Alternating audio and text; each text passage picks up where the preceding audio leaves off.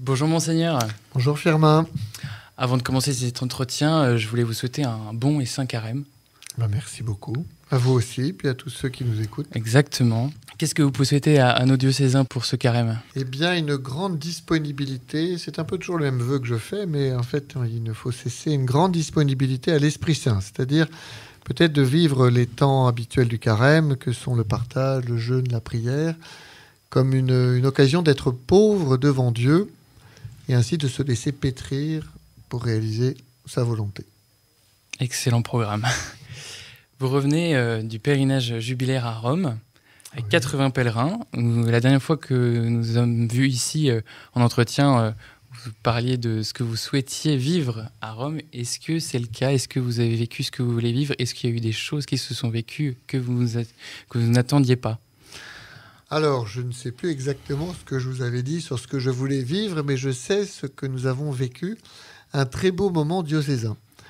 J'ai été particulièrement touché par la communion, l'unité de ce groupe de 80 Mayennais, de l'ensemble de la Mayenne, ça je vous le disais, du nord, du sud, de l'est, de l'ouest.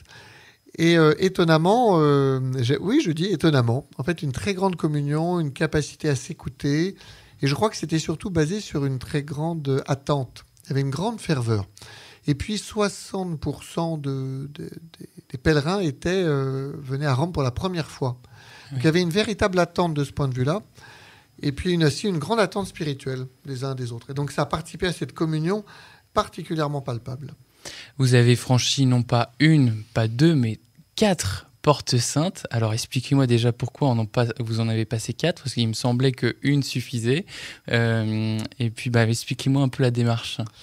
Alors oui, on a passé 4 portes saintes, parce qu'il y en a 4 à Rome, chaque basilique majeure. Saint-Jean, Saint-Pierre, Sainte-Marie-Majeure et Saint-Paul-Hors-les-Murs a une porte sainte ouverte par le pape. C'est vrai qu'on parle souvent de celle de Saint-Pierre, car c'est la principale, c'est l'église qui est la plus imposante. Mais chaque porte, je dirais, a son histoire, ou a eu son histoire pour nous. Puisque, par exemple, à Saint-Jean, j'ai vraiment invité les pèlerins à avoir une démarche individuelle, c'est-à-dire de passer la porte pour eux. Sainte-Marie-Majeure, je les ai vraiment invités à passer la porte pour la Mayenne. C'est-à-dire d'avoir vraiment en communion tous ceux qui leur étaient proches et même au-delà. À Saint-Pierre, communion particulière avec l'Église universelle et le Saint-Père, bien sûr. Et puis à Saint-Paul-Hors-les-Murs, plutôt, c'est la dimension missionnaire. C'est-à-dire de passer cette porte en demandant cette grâce missionnaire. Maintenant, la grâce reçue à chaque passage de porte, si j'ose dire, est la même. C'est Dieu qui donne sa miséricorde dans une démarche. On n'est pas sur quelque chose d'automatique, comme un interrupteur. On est vraiment dans une démarche de pèlerinage qui nous permet de recevoir cette grâce jubilaire à chaque fois que l'on passait une des portes des 4 basiliques majeures de Rome. Est-ce que vous pouvez nous réexpliquer quelle est la différence entre la grâce jubilaire de passer une porte sainte, une indulgence plénière, et celle que nous vivons dans la confession lorsque le prêtre nous absout nos péchés ? Alors, lors de le sacrement du pardon, de la confession, de la pénitence, en fait, nous sommes pardonnés entièrement et intégralement de tous nos péchés. C'est-à-dire que tout ce qui a pu blesser la relation avec Dieu, est comme restauré. C'est-à-dire que nous avons une relation avec Dieu pleine. Par contre, il est vrai que lorsque nous péchons, il y a des conséquences. Par exemple, je dis du mal de quelqu'un avec quelqu'un d'autre, je pêche, et puis cet autre va dire ce même mal avec un autre, etc., etc. Et ainsi, les conséquences du péché, se répandent. Et quelque part, cette indulgence plénière, c'est de répondre à ces conséquences du péché par un acte d'amour, qui est la démarche de pèlerinage, qui est de passer cette porte, de prier aux intentions du Saint-Père, de communier, de se confesser et de poser un acte de charité, pour quelque part recevoir de Dieu la réparation de ces conséquences du péché qui malheureusement nous échappent. On ne peut pas toujours revenir sur ce qui est parti. Et je pense à tout ce qui est rumeur, tout ce qui est calomnie. Tout cela, une fois que ça a été dit, ça a été dit. Il y a aussi un beau moment de rencontre que vous avez eu, c'est avec les catéchumènes en vue de leur appel décisif. Et donc je trouve que ça vous faisait plaisir de les rencontrer un peu avant cette échéance. On voit chaque année dans les différents diocèses de France, j'imagine que c'est aussi lieu ailleurs, un engouement sur le catéchuménat. Chaque année, il y a de plus en plus de catéchumènes. Comment est-ce que vous expliquez cet engouement ? Alors d'abord, c'est une grande joie, de fait de les avoir accueillis. Ils m'ont tous écrit pour demander le baptême. Et donc à cette occasion, ils ont pu me dire un petit peu comment Dieu les avait rejoints, Dieu les avait touchés. Et c'est vrai que cet engouement vers le baptême, ce nombre qui grandit, il faut rendre grâce.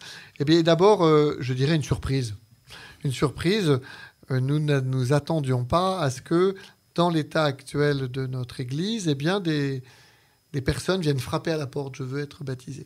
Donc je crois qu'il faut d'abord accepter, avant d'essayer d'expliquer, cette surprise. Ensuite, lorsque je lis ces lettres, il y a un appel qui a retenti, c'est Dieu qui appelle, par des biais, c'est vrai, assez variés, et qui révèle, si on peut quand même essayer d'expliquer, une soif. Il y a comme un désir qui aujourd'hui n'est pas assouvi par la société telle qu'elle est, ou par ce que les gens pouvaient vivre. Et cette soif, elle va se révéler, elle va être comme devenir tangible à l'occasion de choses très variées. Il peut y avoir des drames, de la maladie, des décès. Il peut y avoir aussi tout simplement un vide et une recherche de pouvoir le combler en allant dans une église, en participant à une célébration, des obsèques par exemple, c'est un lieu où quelque chose se passe. Donc vraiment, il serait vain, je crois, de tout expliquer. Mais par contre, c'est révélateur que Dieu appelle et qu'il y a une soif dans notre pays et dans notre diocèse particulièrement. Et qu'est-ce que ces catéchumènes ont à nous apporter, à nous, vieux catholiques, qui n'avons finalement pas trop choisi notre foi, si ce n'est une fois qu'on a fait notre confirmation. En tout cas, le baptême a été souhaité pour la plupart d'entre nous par nos parents. Qu'est-ce qu'ils ont à nous apporter? D'abord, un peu de fraîcheur. C'est-à-dire qu'ils arrivent, alors il faut accepter, parce qu'ils arrivent, ils posent des questions, mais pourquoi on fait ça? On a toujours fait comme ça. Et donc, en fait, il y a un petit peu de fraîcheur évangélique, de spontanéité, de générosité, qui nous apporte, et donc à nous déjà d'accepter, de faire de la place à ces catéchumènes et de se dire qu'ils sont le don de Dieu qui nous est envoyé.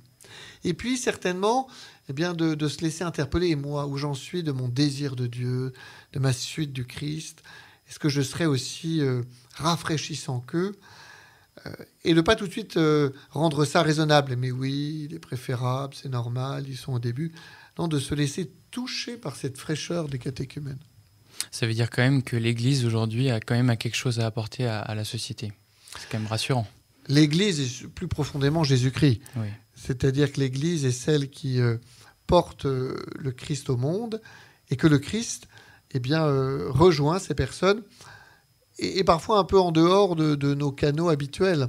C'est-à-dire que quand j'ai dit que c'était une surprise, ces catéchumènes, bien souvent on essaye de pouvoir les accueillir, heureusement, d'accueillir ceux qui veulent rencontrer le Christ. On ouvre grand les portes et puis ils vont passer par la fenêtre. C'est-à-dire que c'est un appel aussi pour notre Église à une grande souplesse spirituelle, pour pouvoir s'adapter non pas à tous ces projets, elle en a beaucoup, mais s'adapter au projet de Dieu qui passe par ces catéchumènes. Donc à nous de veiller au chemin que Dieu utilise. Il y a encore beaucoup de travail. Oui, il y a encore un peu de travail, mais il y a, je crois, une disponibilité qui grandit. Et donc, moi, je suis très confiant. Vous avez aussi lancé cette année la première des années de prière pour les vocations diocésaines.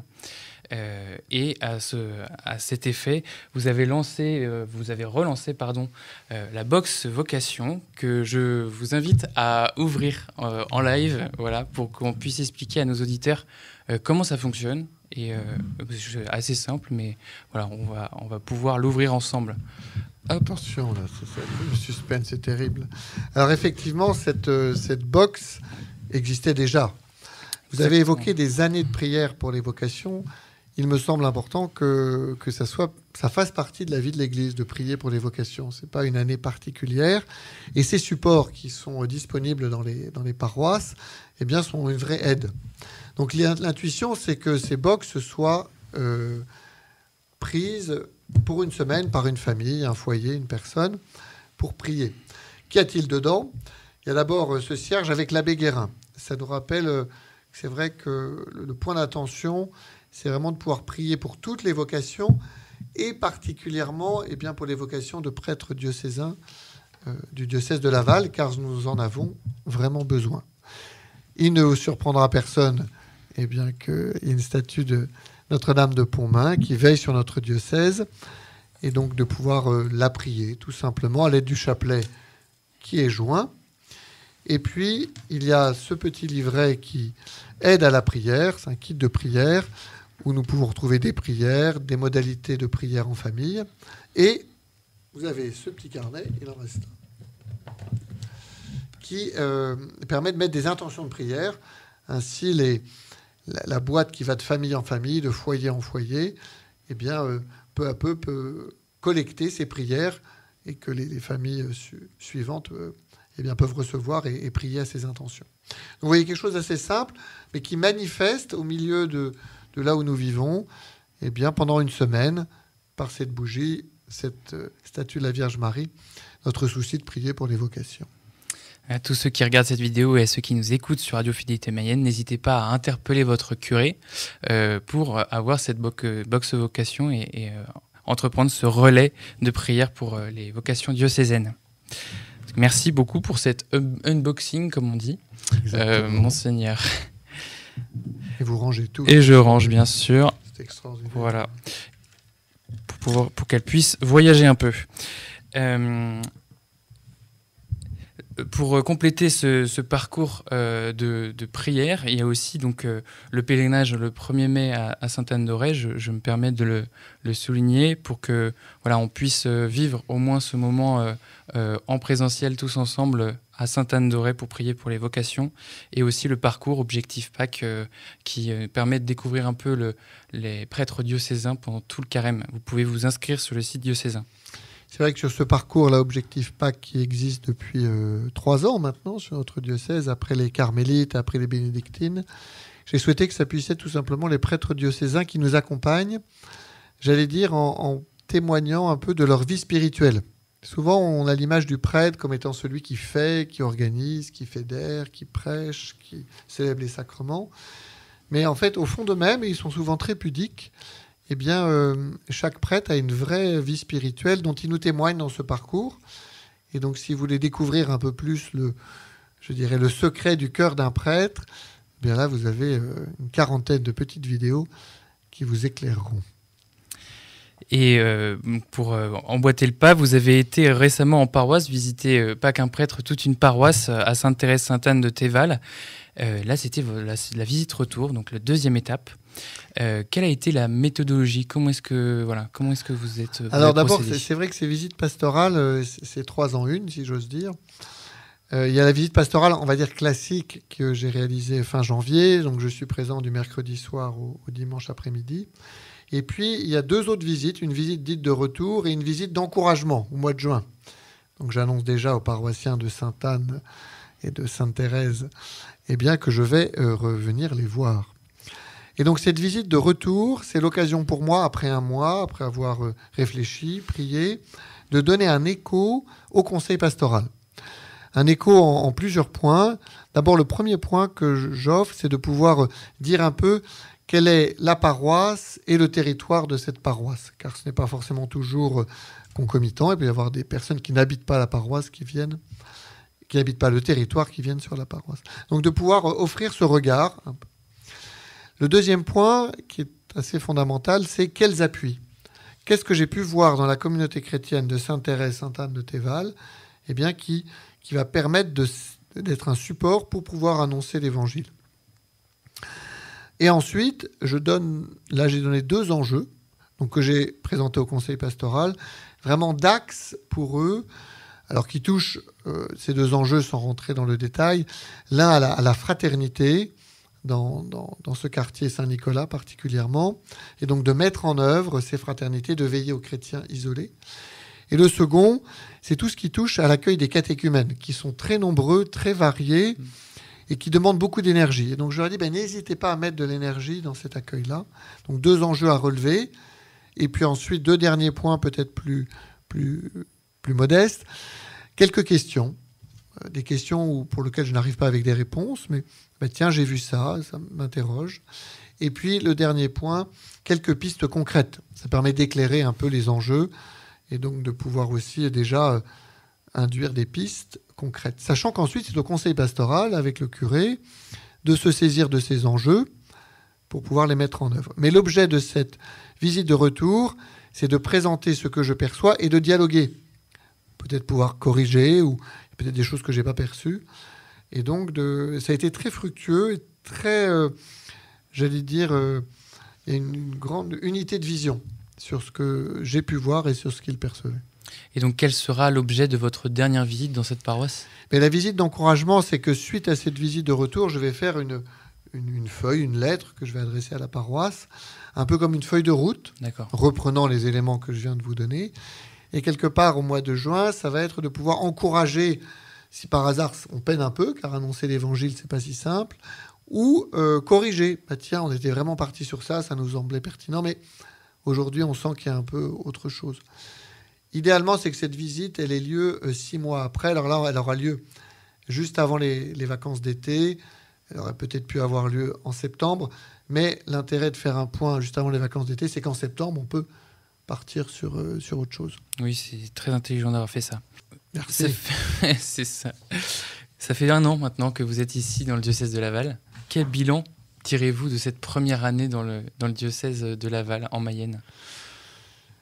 Alors, quel bilan ? C'est un peu présomptueux de vouloir faire un bilan, parce que je suis encore en train d'approfondir. Souvent, on me dit, mais alors c'est bien, vous connaissez le diocèse, etc. Je ne suis pas allé dans toutes les paroisses. Il m'en reste encore quelques-unes.